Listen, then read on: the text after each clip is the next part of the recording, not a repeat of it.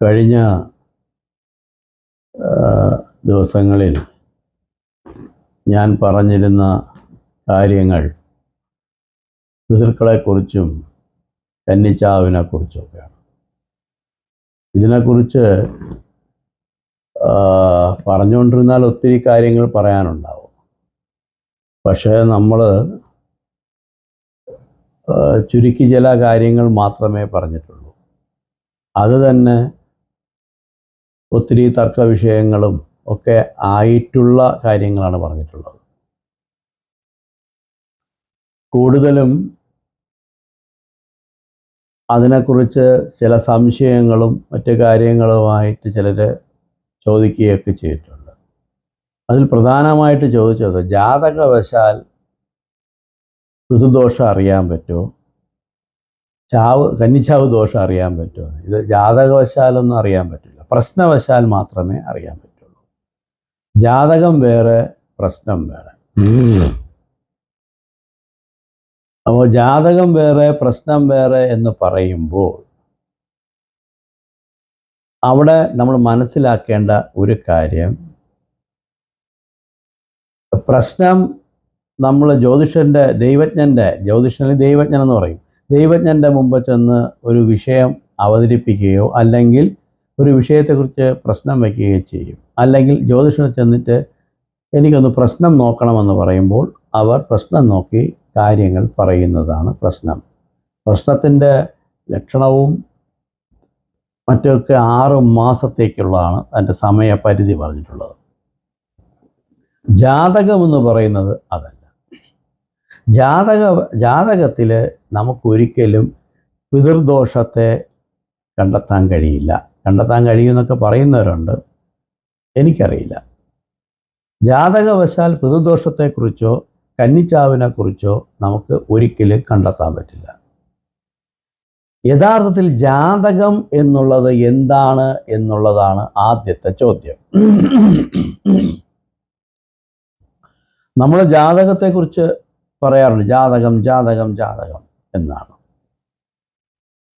എന്തിനും ഏതിനും ജാതകത്തെ എടുത്തുകൊണ്ട് ഓടുന്ന ആൾക്കാരും ഉണ്ട്. യഥാർത്ഥത്തിൽ ജാതകം എന്ന് പറഞ്ഞാൽ അതിൻ്റെ അർത്ഥം എന്താണ്? കം ജാതമാകുമ്പോൾ ജാതകം ജനിക്കുന്നു. കം എന്ന് പറഞ്ഞാൽ ശരീരം. ശരീരം ജാതമാകുമ്പോൾ ജാതകം ജനിക്കുന്നു.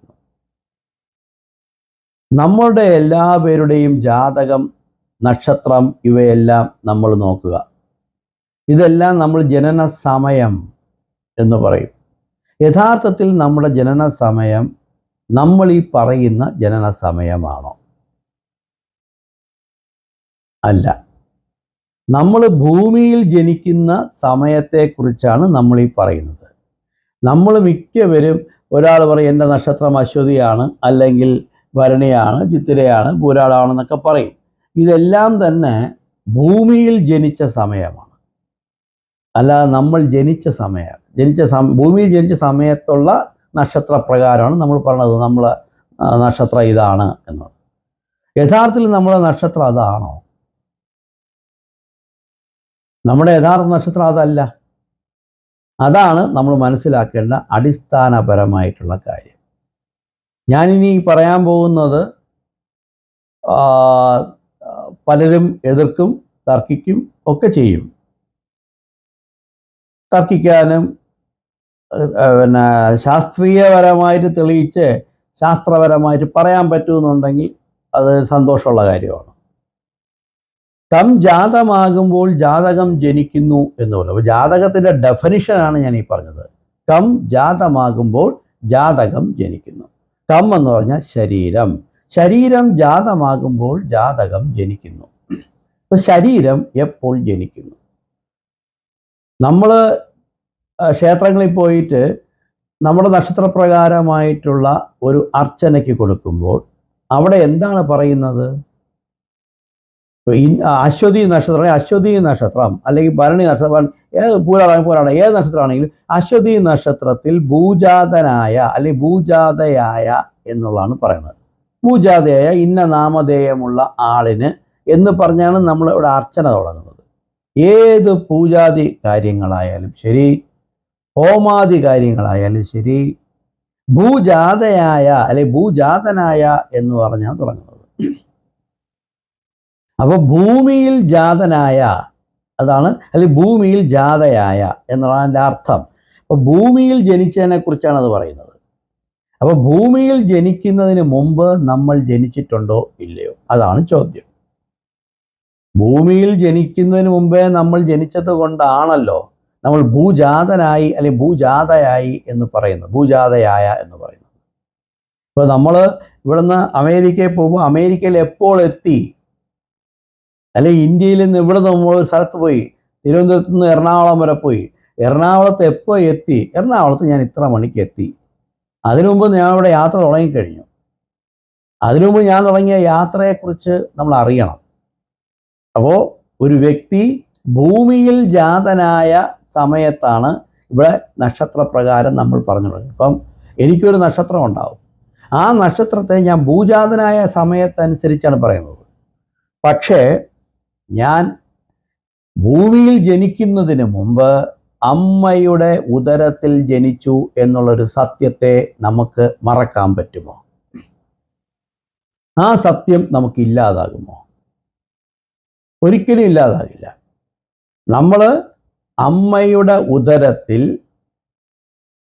എത്തി അവിടെ ജാതനായ ഒരു സമയം ഉണ്ടാവും. അതാണ് നമ്മുടെ യഥാർത്ഥ ജനന സമയവും ആ നക്ഷത്രമാണ് യഥാർത്ഥ നമ്മുടെ നക്ഷത്രം. അപ്പോൾ ഇവിടെ നമ്മുടെ നാട്ടിൽ നടക്കുന്ന, ഇപ്പം ഞാൻ ഉൾപ്പെടെ ഉള്ളവരെല്ലാവരും ക്ഷേത്രങ്ങളിൽ ചെന്നിട്ട് പറയുകയാണ് അജിത് കുമാർ ഇന്ന നക്ഷത്രം എന്ന് പറഞ്ഞാൽ ആ നക്ഷത്രം ഭൂമിയിൽ ജനിച്ച സമയത്തുള്ള നക്ഷത്രമാണ്. യഥാർത്ഥത്തിൽ എൻ്റെ നക്ഷത്രം അതാണോ? എൻ്റെ ജനന സമയം തന്നെ അതാണോ? ഒരു സ്ത്രീയും പുരുഷനും തമ്മിൽ ശാരീരിക ബന്ധത്തിൽ ഏർപ്പെട്ട് കഴിഞ്ഞ ശേഷം സ്ത്രീയിൽ നിന്ന് പുരുഷൻ വേർപെട്ട് പോകും. വേർപെട്ട് പോയതിനു ശേഷം പുരുഷനിൽ നിന്ന് സ്ത്രീയുടെ ഉള്ളിലേക്ക് പോയ ബീജം അണ്ഡത്തെ തേടിയുള്ള ഒരു യാത്രയുണ്ട്. ആ അണ്ഡത്തെ തേടിയുള്ള യാത്രാ സമയത്ത് ഈ അണ്ഡവും ബീജവും തമ്മിൽ ചേരുന്നു. അണ്ഡത്തെ കണ്ടെത്തി, ബീജം അണ്ഡത്തെ കണ്ടെത്തി, അണ്ഡവും ബീജവും തമ്മിൽ ചേരുന്ന ഒരു സമയമുണ്ട്. അതാണ് യഥാർത്ഥ ജനന സമയം. ഇത് എത്ര പേർ ഉൾക്കൊള്ളും എന്നുള്ളത് എനിക്കറിയില്ല. നിങ്ങൾ ഒരു ഗവേഷണ ബുദ്ധിയോടുകൂടി നിങ്ങൾ ഇതിൻ്റെ പിന്നാലെ പോകണം. ഈ ശാസ്ത്രത്തിൻ്റെ പിന്നാലെ പോയി നോക്കണം. അപ്പോൾ നിങ്ങൾക്ക് മനസ്സിലാവും നമ്മൾ മനസ്സിലാക്കി വച്ചിരിക്കുന്ന പല കാര്യങ്ങളും തെറ്റാണ്. ഇത് താൽക്കാലികമായിട്ടുള്ള വിജയത്തിന് വേണ്ടി, താൽക്കാലികമായ കാര്യങ്ങൾ നടക്കുന്നതിലേക്ക് വേണ്ടി നമ്മൾ കണ്ടെത്തിയ കുറുക്കു വഴികളാണ് ഇതൊക്കെ. യഥാർത്ഥ വഴികളിലേക്കുള്ള യാത്ര വളരെ കല്ലും മുള്ളും നിറഞ്ഞതാണ്. അവിടേക്ക് നമ്മൾക്ക് എത്തുവാനായിട്ട് ഉള്ള കുറുക്കു വഴികളാണ് ഈ ഭൂജാതനായതും ഭൂജാതയായിട്ടുള്ള നക്ഷത്ര സമയത്തെ വെച്ചുകൊണ്ടുള്ള ഗ്രഹനിലയും നക്ഷത്രവും കണ്ടെത്തി നമ്മൾ ഓരോ കാര്യങ്ങളും ചെയ്യും. സ്കന്ദഹോര പഠിക്കണം. സ്കന്ദഹോരയിൽ ഒരിടത്തും തന്നെ ഭൂജാതനായതാണ് എടുക്കേണ്ടതെന്ന് പറഞ്ഞിട്ടുണ്ടോ? വരാഹമിഹിരന്റെ ഹോരാശാസ്ത്രം എന്ന് പറയുന്നത് സ്കന്ദഹോര കടുംകട്ടിയായതുകൊണ്ട് തന്നെ ലഘൂകരിച്ചതാണ് വരാഹമിഹിരന്റെ ഹോരാശാസ്ത്രം. വരാഹമിഹിരന്റെ ഹോരാശാസ്ത്രം തന്നെ ഇത്തിരി കട്ടിയുള്ളതുകൊണ്ട്, യഥാർത്ഥം നന്നാ പഠിച്ചു കഴിഞ്ഞാൽ ഒത്തിരി കട്ടിയുള്ളത് കൊണ്ട് അതിനെ ലഘൂകരിച്ചുള്ള ജാതക പാരിജാതകം. ഇവിടെ നമ്മൾ സ്വീകരിക്കുന്നത്, ഭൂരിപക്ഷം പേരും സ്വീകരിക്കുന്നത് ജാതക പാരിജാതകത്തിലെ കാര്യങ്ങളെ അടിസ്ഥാനപ്പെടുത്തി പഠിച്ചുകൊണ്ട് ഉള്ള ജ്യോതിഷ പ്രവചനങ്ങളാണ് നടത്തുന്നത്. അതുകൊണ്ടാണ് ഭൂരിപക്ഷം ജ്യോതിഷ പ്രവചനങ്ങളും തെറ്റുന്നത്. ഒരാളിൻ്റെ ഗ്രഹനില നോക്കിയിട്ട്, ഭൂമിയിൽ ജനിച്ച സമയത്തനുസരിച്ചുള്ള ഗ്രഹനില നോക്കിയിട്ട് ഓരോ കാര്യങ്ങൾ പറയുമ്പം 6 മാസത്തേക്ക് കൊള്ളാം, 10 മാസത്തേക്ക് കൊള്ളാം, അത് കഴിഞ്ഞാൽ കൊള്ളൂല, അല്ലെങ്കിൽ 6 മാസം കഴിഞ്ഞ് നിനക്ക് നല്ല നാളാണ്, നല്ല കാലമാണെന്ന് പറഞ്ഞ് ലഘൂകരിച്ചങ്ങ് വിടുകയാണ്. യഥാർത്ഥത്തിൽ ശാസ്ത്രത്തെ പഠിക്കാൻ ശ്രമിച്ചാൽ ഈ ഭൂജാതനായ അല്ലെ ഭൂജാതയായ സമയത്തിൽ നിന്നും നമ്മൾ പിന്നിലേക്കൊരു യാത്ര നടത്തണം. പിന്നിലേക്കുള്ള യാത്ര നടത്തുമ്പോൾ നമ്മുടെ അമ്മയുടെ ഉദരത്തിൽ നമ്മൾ എപ്പോൾ എത്തിയെന്നും ആ സമയത്തുള്ള ഗ്രഹനില ഏതാണെന്നും ആ ഗ്രഹനില അനുസരിച്ച് ഉള്ള നക്ഷത്ര ഏതാണെന്ന് മനസ്സിലാക്കി അവിടെ നിന്നാണ് നമ്മൾ പ്രവചനം നടത്തേണ്ടതും പരിഹാരക്രിയകൾ നടത്തേണ്ടതും ചെയ്യേണ്ടത്. അപ്പോൾ ജാതകത്തിൻ്റെ അടിസ്ഥാനം അതാണ്.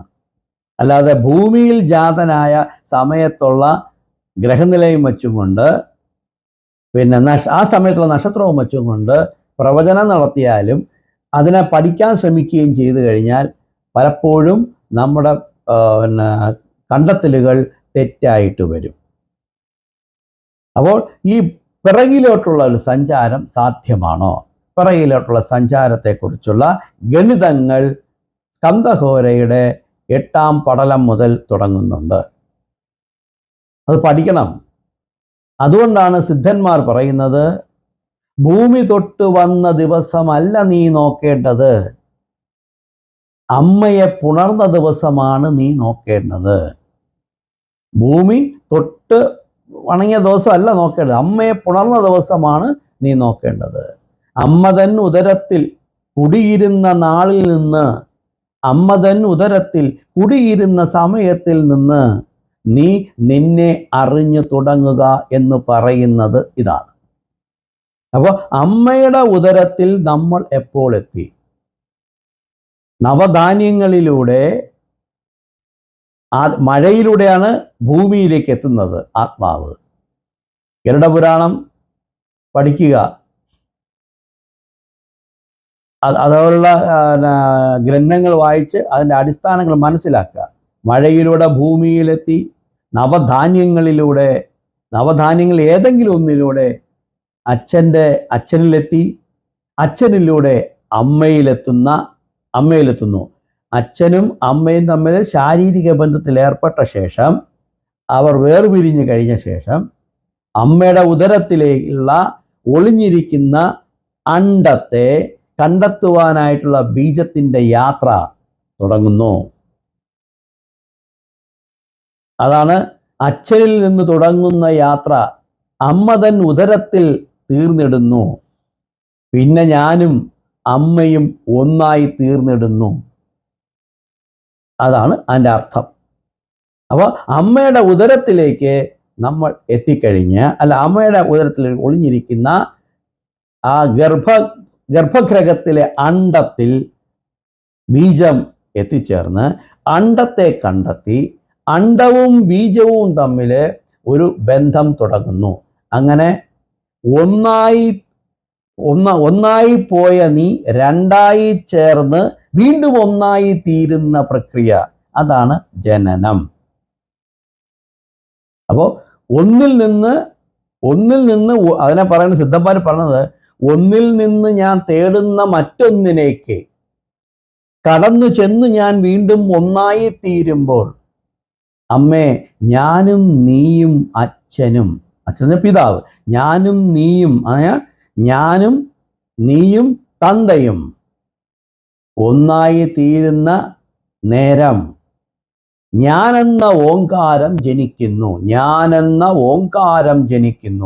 വളരെ അർത്ഥവത്തായിട്ടുള്ള ഒരു കാര്യമാണ് ഈ പറയുന്നത്. അപ്പോൾ അച്ഛനിൽ നിന്ന് അമ്മയെ തേടിയുള്ള യാത്ര, ഗർഭഗ്രഹത്തിലേക്കുള്ള യാത്ര. ആ ഗർഭഗ്രഹത്തിലേക്ക് ചെന്നിട്ട് ആ അണ്ടവും ബീജവും ഒന്നായി തീർന്നതിന് ശേഷം അവിടെ ജനനം ഉണ്ടാകുന്നു. ആ ജനന മുഹൂർത്തമാണ്, ആ ജനന സമയമാണ് യഥാർത്ഥത്തിൽ ഒരു മനുഷ്യൻ്റെ ജനന സമയം. അപ്പോൾ ഈ ജനന സമയമോ, ഇത് ഭൂമിയിലെ അന്തരീക്ഷത്തിനും ഭൂമിയിലെ കാലാവസ്ഥയ്ക്കനുസരിച്ച് ജീവിക്കുവാൻ ഉതകുന്ന വിധത്തിൽ ശരീരം പാകമാകുമ്പോൾ നമ്മൾ അമ്മയുടെ ഗർഭപാത്രത്തിൽ നിന്ന് ഭൂമിയിലേക്ക് തൊഴുതുകൊണ്ട് ഭൂമിയിൽ എത്തുന്ന സമയം, അതാണ് ഭൂജാതനായ അല്ലെങ്കിൽ ഭൂജാതയായ സമയം എന്ന് പറയുന്നത്. അപ്പോൾ അതിനു മുമ്പ് നമ്മൾ ജാതനായിട്ടുണ്ട് അല്ലെങ്കിൽ ജാതയായിട്ടുണ്ട്. അപ്പോൾ ഭൂജാതനായ സമയത്തിൽ നിന്ന് ആ സമയം വച്ചുകൊണ്ട് പിന്നിലേക്കൊരു ഗണനമുണ്ട്. അങ്ങനെ ഗണിച്ച് നമ്മുടെ യഥാർത്ഥ ഗ്രഹനില നമ്മൾ കണ്ടെത്തേണ്ടിയിരിക്കുന്നു. അങ്ങനെ കണ്ടെത്തുമ്പോൾ മാത്രമാണ് നമ്മൾ ജനിച്ചത് എന്നുള്ളത് മനസ്സിലാവുന്നത്. അപ്പോൾ കം ജാതമാകുമ്പോൾ ജാതകം ജനിക്കുന്നു എന്നുള്ള അർത്ഥവത്തായിട്ടുള്ള ഒരു കാര്യം അവിടെ നിന്നാണ് തുടങ്ങുന്നത്. അതാണ് വിത്താദ്യം തേടുന്നു ഒന്നിനെ, തായിൽ നിന്ന് തന്തയിലേക്ക് പോകുന്ന യാത്ര. ആ തീർത്ഥയാത്ര ചെന്ന് അവസാനിക്കുന്നത് ഗർഭപാത്രത്തിൽ ഒളിഞ്ഞിരിക്കുന്ന ഗർഭപാത്രത്തിൽ ഒളിഞ്ഞിരിക്കുന്ന ശക്തിയെ തേടിയുള്ള ശിവന്റെ യാത്രയാണിത്.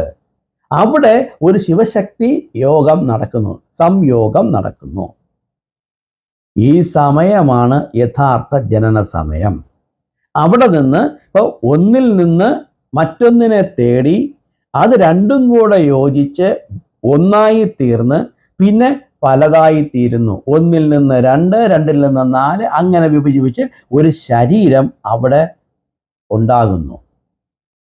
ആ ശരീരം ആ സമയത്ത് ഭൂമിയിൽ ജനിച്ചാൽ ഭൂമിയിലെ കാലാവസ്ഥയ്ക്കനുസരിച്ച് ജീവിക്കുവാനാകാത്തത് കൊണ്ട് 9 മാസം 9 ദിവസം 9 നാഴിക 9 വിനാഴിക ആകുമ്പോൾ ആ ശരീരം ഭൂമിയിലെ കാലാവസ്ഥയ്ക്കനുസരിച്ച് ജീവിക്കുവാൻ ഉതകുന്ന വിധത്തിലാകുമ്പോൾ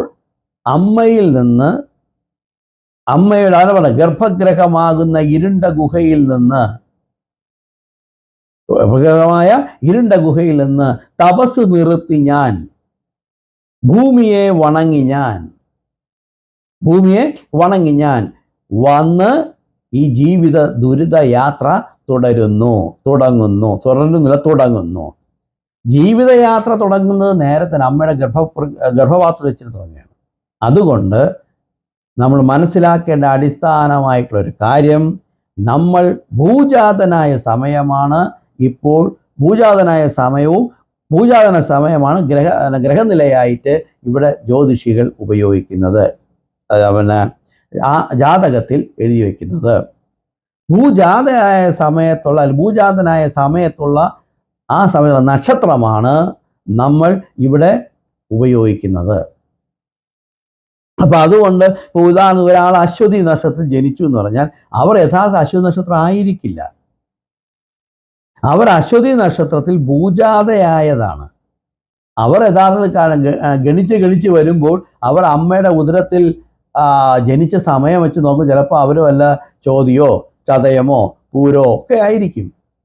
അപ്പോൾ യഥാർത്ഥത്തിൽ ഒരു വ്യക്തിയുടെ ഭാവി ഭൂത വർത്തമാന കാലങ്ങളെക്കുറിച്ച് നന്നായി പഠിച്ച് അവന് ജീവിതത്തിൽ എന്തുകൊണ്ട് അവന് ജീവിത ദുരിതങ്ങളുണ്ടായി എന്നുള്ള കാര്യങ്ങളെക്കുറിച്ചൊക്കെ വ്യക്തമായി പഠിച്ച് മനസ്സിലാക്കണമെന്നുണ്ടെങ്കിൽ ഭൂജാതനായ ജാതകത്തിൽ നിന്ന് പിന്നിലേക്ക് ഒരു യാത്ര നടത്തി അമ്മയുടെ ഉദരത്തിൽ ഏത് സമയത്താണ് എത്തിയതെന്ന് കണ്ടെത്തി ആ സമയത്തുള്ള ഗ്രഹനിലയും ആ സമയത്തുള്ള നക്ഷത്രം ഏതാണെന്ന് മനസ്സിലാക്കിക്കൊണ്ട് നമ്മൾ ഗണനം തുടങ്ങിയാൽ മാത്രമേ ഒരു വ്യക്തിയുടെ ജാതകത്തെക്കുറിച്ച് വ്യക്തമായി പഠിച്ച് മനസ്സിലാക്കാൻ പറ്റുള്ളൂ. അപ്പോൾ ആ ജാതകം, അമ്മയുടെ ഉദരത്തിൽ നമ്മൾ ജനിച്ച സമയത്തുള്ള ആ ജാതക സമയം, ആ ജനനസമയവും ആ ജനന നക്ഷത്രവും വെച്ചുകൊണ്ട് ഭൂമിയിൽ ജനിച്ച സമയവും ഭൂമിയിൽ ജനിച്ച നക്ഷത്രവും വെച്ചുകൊണ്ട് ഒരു താരതമ്യ പഠനം നടത്തുകയും ഒപ്പം ഈ പറയുന്ന ഗ്രഹനിലയിൽ ഗ്രഹങ്ങൾ നിൽക്കുന്ന സ്ഥാനങ്ങൾ എന്താണെന്നൊക്കെ മനസ്സിലാക്കിയിട്ട് അത് അയാളുടെ ശരീരത്തിലെ നാഡിക്കെട്ടുകളിൽ കൃത്യമായിട്ട് ആ ഗ്രഹങ്ങൾ അതാത് സ്ഥാനങ്ങളിൽ തന്നെയാണോ നിൽക്കുന്നത്, ഈ ഗ്രഹനില വെച്ചുകൊണ്ടുള്ള നാഡിക്കെട്ടുകളിലെ ഉണർവുകൾ ഏതൊക്കെയാണെന്ന് മനസ്സിലാക്കിയിട്ട് വേണം നമ്മൾ ജാതകത്തെ പഠിക്കുവാനും ജാതകത്തെക്കുറിച്ച് മനസ്സിലാക്കി മുന്നോട്ട് പോകുവാനും. അതല്ലാതെയുള്ള ജാതകത്തെക്കുറിച്ചുള്ള പഠനവും ജാതകത്തെക്കുറിച്ചുള്ള വിശകലനവും തെറ്റായിട്ട് പലപ്പോഴും വന്നേക്കും. അതുകൊണ്ട് ജാതകം എന്ന് പറയുന്നത് ജാതമാകുമ്പോൾ ജാതകം ജനിക്കുന്നു എന്ന അടിസ്ഥാന തത്വം മനസ്സിലാക്കുക. ബാക്കിയുള്ള കാര്യങ്ങൾ പിന്നാലെ പറയാം.